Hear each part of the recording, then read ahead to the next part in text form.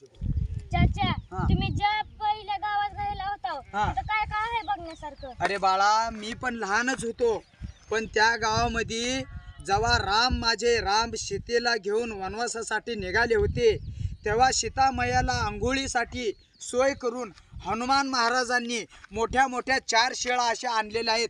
तिथं 7 पर्वत रांगा आहेत. डोंगर कोठोऱ्याला पश्चिमेकडील बाजूला, डोंगर कोठोऱ्याच्या पश्चिमेकडील बाजूला पर्वताच्या 7 रांगा आहेत.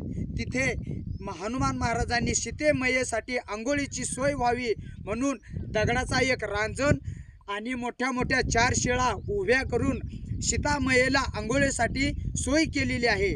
हे मी ते कधीही विसरू शकणार नाही. हे माझ्या मित्रांनी, डोंगर कोठऱ्याच्या मित्रांनी मला त्या डोंगरात नेऊन तिथली बगीचा, तिथलं सर्व देऊळ, तिथला सर्व परिसर लहानपणी दाखवून